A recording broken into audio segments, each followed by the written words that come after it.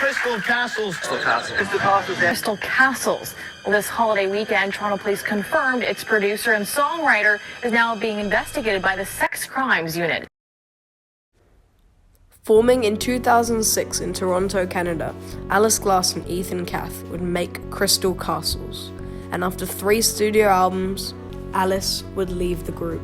But the reasons why she left may sicken you. In today's video, we're going to be going over the history of Crystal Castles and why it met its evil end. But just quickly, this is a warning if you're sensitive to abuse or anything like that.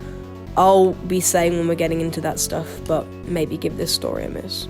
But without further ado, let me tell you the story of Crystal Castles. If you've never heard of Crystal Castles, if you're an avid TikTok user, you might recognize them for some of these songs.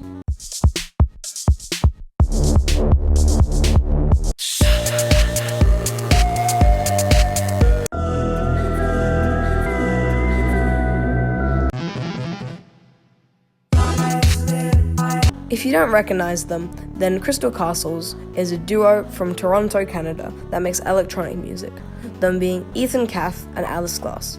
Ethan Cath being mainly the producer, though he has sung in 2 songs, and Alice Glass being the main vocalist. However, after Alice left in 2015, the new ego would join Crystal Castles on vocals. Replacing Alice was Edith Francis. Now that we have the basic idea of who they are, let's cover the early years. Though Crystal Castles wasn't officially formed until 2006, the duo met in 2003 after a show, when Alice was 15 and Ethan was 26. This was a pretty early sign of things to come. But we're getting ahead of ourselves. Let's go back. Alice Glass was raised in a Catholic school until she was 15 when she ran away from home to live with a squat group of rebels and took on the name Vicky Vale. There she would form an all-girls punk band called Fetus Fatale? Anyway, it was here in this group where she would meet Ethan. In 2006, the duo would release their first single under the name Alice Practice. Ethan recounted that the song was recorded on accident when Alice was doing a microphone practice. A very lucky tale, as the song would lead to them getting signed and paved the path for a lot of their success. A lot of its success can be attributed to its feature in Season 5, Episode 8 of Skins, the UK version. And after a couple more singles, they were well on the way for a UK tour and their first album, which would be released in 2008. Crystal Castles 1 is a certified banger and my personal favourite Crystal Castles album. It would release to a lot of critical acclaim as it featured some of the previous singles like Vanished, Crime Wave, and Alice Practice. My personal favourite on this album is a song called Courtship Dating. But let's quickly talk about the cover. The cover is cropped in a weird way because Ethan didn't want people to see the crepes that he was wearing that day. Very sad.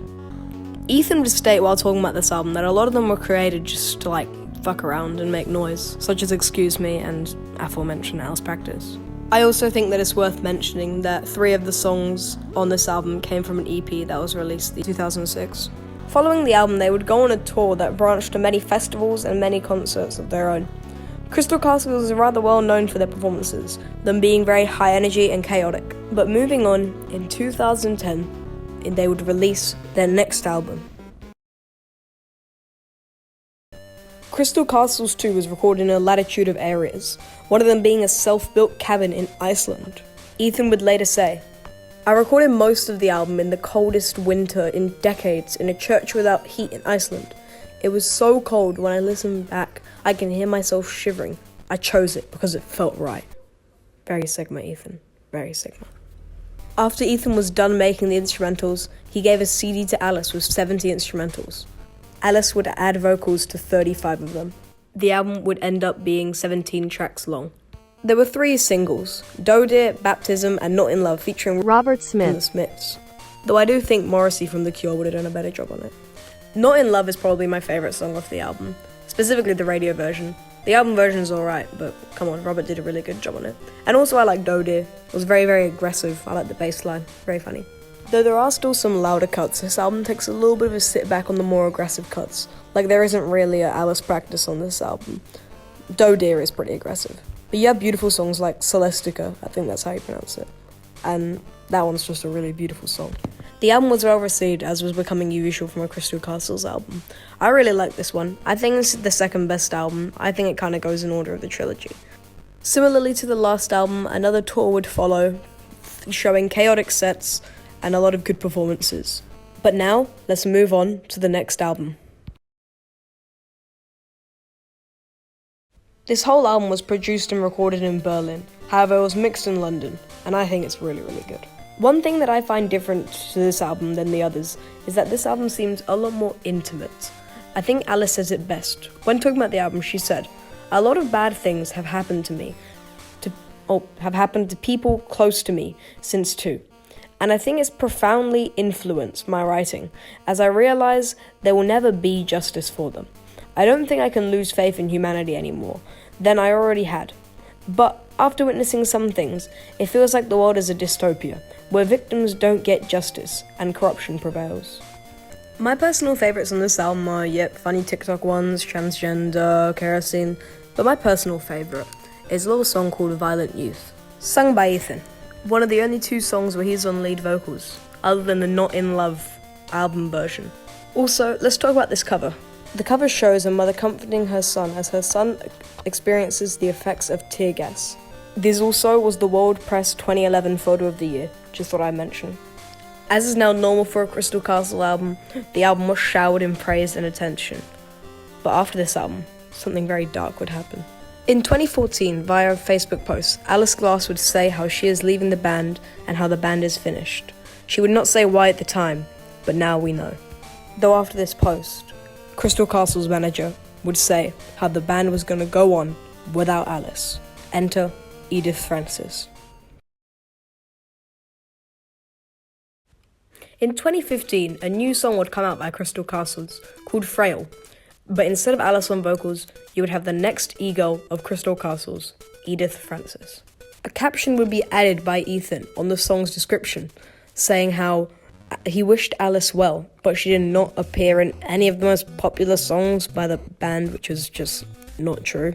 The caption would be removed, but Alice would call Ethan manipulative, laying the seeds for what was about to happen to Crystal Castles. In early 2016, Crystal Castles would be added to the lineup of a festival hosted by Tumblr, highlighting women's income disparity.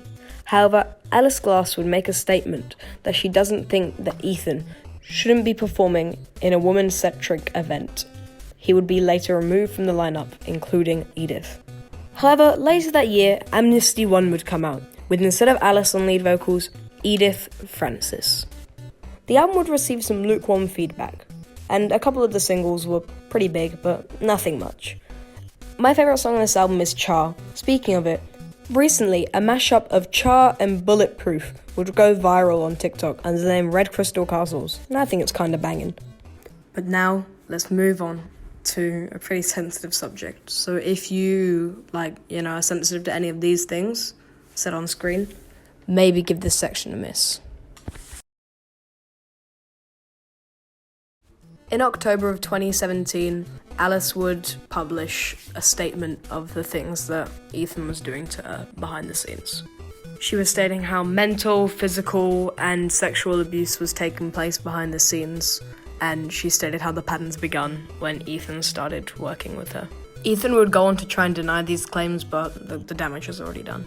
Even December of 2017, he would even try to sue Alice, but this is still an open case to this day. In an interview with the Daily Beast, Alice and 4 other women would go and forward their allegations and talk about what Ethan did to them. I'm not going to be getting into the specifics because I like to keep this channel kind of family friendly, but She would end her little media tour type thing with The Guardian, where she would continue to talk about what was going on behind the scenes, and nowadays Crystal Castles fans openly don't like Ethan, and if they still listen, it's just because they like the music. Now, in regards to a 5th album, an Amnesty II was being worked on, but it didn't go through, and to be honest, I'm kind of glad. I hope Ethan doesn't make any more music. But Alice does have a solo career if you want to look or you need more Alice Glass music. But behind everything, this duo has left us with a lot of music that will last us a very long time. Though a sad end, that is the story of Crystal Castles. I really hope you enjoyed this video. If you did, please like and subscribe. And I'll try to upload at least once a month just because I got school and all that, and it's only going to get worse. So, yeah, just let me know if you want any videos in particular in the comments, and thanks for watching. Bye.